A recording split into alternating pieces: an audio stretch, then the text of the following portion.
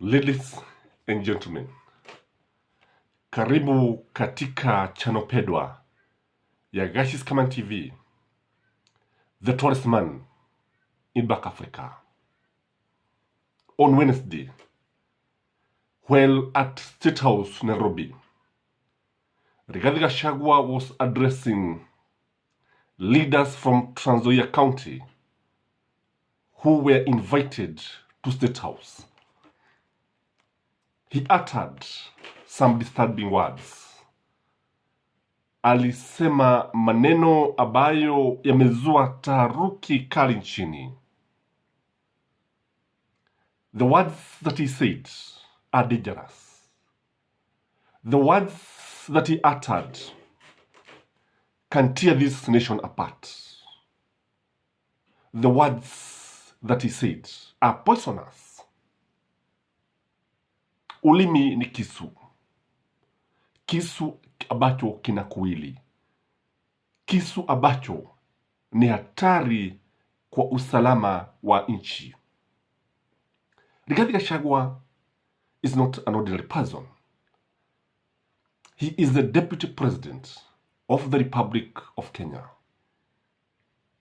Whatever he says is what the government is thinking.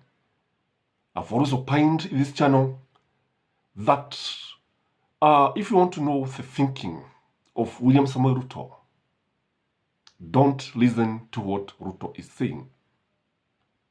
If you want to know the thinking of the government about any issue, listen to Gachagua. He is the spokesman of the government. Vile ambavyo serikali inapaga, because you see, this is always what the government thinks about a certain issue, and this is always what the government is doing. Anytime you want to know the correct position of William Samoei Ruto's government, listen to Gachagua. So I want you to listen to these disturbing words, and you tell me whether these are words that should be uttered by the Deputy President of any republic. Listen to these words and tell me why Azimio should not take this man to The Hague. Listen to these words and see why Azimio has come out guns blazing, wakimwambia Gachagua, wakisema ashtakiwe haraka iwezekanavyo. These are the words. Huyo mzee ni sisi na yeye. Huyo mzee amesubua Kenya for the last 60 years wakiwa na baba yake. Wakati wa kumalizana na huyo mtu ni sasa, na ataenda akiedaga. Very strong words, very dangerous words coming from Gachagua.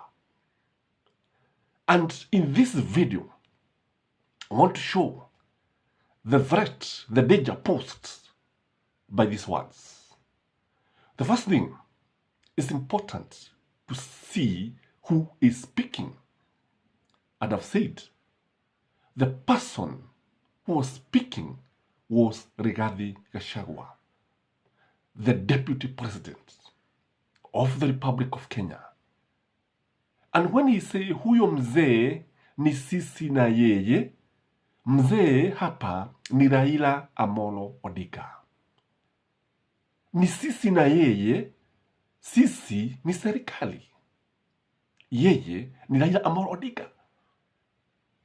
What comes into your mind when you hear huyo mzee ni sisi na yeye? What comes to my mind is that the government is determined to face Raila Amolo Odinga head on. The government is prepared to do anything to Raila Amolo Odinga. When a man says ni mimi na yeye, it means no effort will be spared to stop that person. No amount of effort, even money, will be used. Anything within the power. And you see, this is a government that is in power. When you see the speaker saying this, when you see Gachagua who was speaking saying this, I can tell you, this is not something to be taken lightly. Again, the other thing that we need to look at is the place that the words were being uttered. Maneno haya yalisemwa katika ikulu. State House is the seat of power of the sitting president of the Republic of Kenya. And State House is not just any other place. Hapa si sokoni. Hapa si barabarani. It is where the president works. This is the office of the president for sure. And even sleeping, the president can even sleep there. This is the home of the president. Na wakati ambapo maneno haya yanasemwa katika ikulu, it tells you that Gachagua has the blessing of the man who live in State House. The words are uttered with the blessing of the president. Usiniambie kwamba wewe unaweza kwenda mahali popote au tuseme mahali kama pale uanze kusema maneno kama yale. Again, listen to the second sentence. That was the first sentence. Huyo mzee amesubua Kenya for the last 60 years wakiwa na baba yake. Baba ya Raila Odinga ni Oginga Odinga, Jaramogi Oginga Odinga, the first vice president of the Republic of Kenya, the man who had to step down for Jomo Kenyatta, the man who sacrificed his all for Kenyatta to be the president of the Republic of Kenya. The colonialist wanted Jaramogi Oginga Odinga to be the first president of the Republic of Kenya. Lakini yeye akasema Uhuru na Kenyatta. And when Kenyatta was released from prison, he appointed Jaramogi Oginga Odinga as his vice president. This is a man ambaye anaambiwa kwamba amesubua Kenya for the last 60 years. Again, Jaramogi Oginga Odinga, when they differed with Kenyatta, he resigned. Hakuendelea kutumia mali ya umma. And most of you in this channel, mnajua ile barua ambayo alimwandikia Kenyatta ya kung'atuka. Ile barua ambayo ilikuwa inasema kwa kifupi, hangeweza kuendelea kula au kulipa mshahara na pesa za umma because his conscience would not allow that. Kwamba this is the man who also was in the front line in the liberation for the second liberation in 1990s. This is the man who was in the front line wakiwa na akina Matiba. So, the second liberation would not have been fair without people like Jaramogi Oginga Odinga. I tell you, if it were not people like Jaramogi Oginga Odinga, even people like Gachagua would not have been the deputy president of the Republic of Kenya. Kwa sababu KANU ndicho chama ambacho mpaka sasa kingekuwa kikitawala. And I believe KANU ingekuwa na mipango tofauti na ya UDA. Kwa wakati amesema ati huyo mzee amesubua Kenya for the last 60 years of tuwe babake, these words shows a lot of hatred. Hatred towards Jaramogi Oginga Odinga. Hatred towards Raila Amolo Odinga, bitterness with Jaramogi Oginga Odinga's family. And this one, I believe, is wrong. This one, I believe, is erroneous. This is a fallacy. Si kweli hata kidogo. The other thing that he said, wakati wa kumalizana na huyo mzee ni sasa. Na ataenda akiendaga. Wait words if you ask him. Watamalizana na yeye vipi? Tell me. Ni mbinu gani ambazo watatumia kumalizana na Raila Amolo Odinga? Na kama amesubua Kenya for the last 60 years, na sasa mtamalizana na yeye, ni nini maana ya kumalizana na mtu? Are you thinking what I'm thinking? Are you thinking what I'm thinking, our viewers? Kumalizana na mtu sasa, wakati wa kumalizana na huyo mtu ni sasa. Kumalizana na mtu kuna maanisha nini? Kumalizana na mtu ambaye amesubua Kenya for the last 60 years kuna maanisha nini? I believe if anything happens to Raila Amolo Odinga, just as the 15 Azimio leaders said yesterday, Gachagua should be held responsible. Huku ni kutishia mtu maisha. Huku ni kutisha binadamu mwenzako. This one is a crime, if you ask me, punishable by the laws of Kenya. If you ask me, kumalizana na mtu ni maneno ambayo yana maana ya ndani. Ni maneno mazito. Ni maneno ambayo hawezi kuchukuliwa vivi hivi. Ni maneno ambayo yanazua taharuki. Ni maneno. These are what I would call war drums. These are what I would call, I don't know. Hii ni simu hatari. Ni kumpigia Raila Amolo Odinga simu ya jogomeo. Truly be told. And it is wrong. It should not happen. It should not happen in State House. It should not happen at anywhere. No leader should utter such words. No leader. Because Rigathi Gachagua, I've always said, is a man who tells the government position on anything. So the big question is, what does the government want to do with Raila Amolo Odinga? Ndio kumalizana na yeye. Now, the final words are, na ataenda akiedaga. Kwenda akiedaga is to mean he'll go for good. He will go for good. Those words are weighty. Those words are serious. Ataenda akiedaga si maneno ya kutamka ovyo ovyo. Si maneno ya kutaja ovyo ovyo. Si maneno ya kunyamaziwa. Si maneno ambayo yanaweza kutufanya tucheke. I believe that these words should be taken very, very seriously. All Kenyans need to say no to these kinds of words, this kind of language coming from State House, coming from the Deputy President of the Republic of Kenya. These words should not happen. Again, in a nutshell,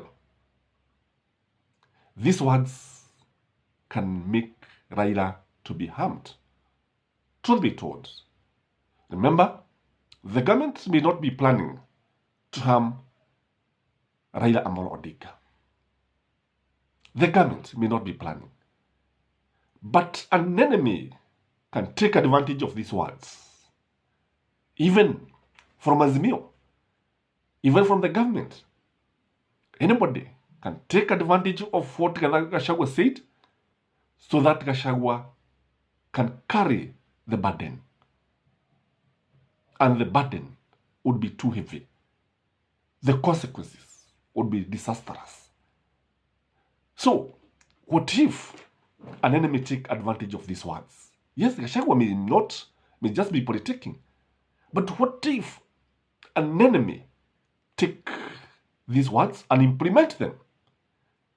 I believe harming Raila Amolo Odinga is burning the country. These words can burn the country. They are dangerous. Should not be uttered. Again, we have heard William Samoei Ruto talking about coup of 1982.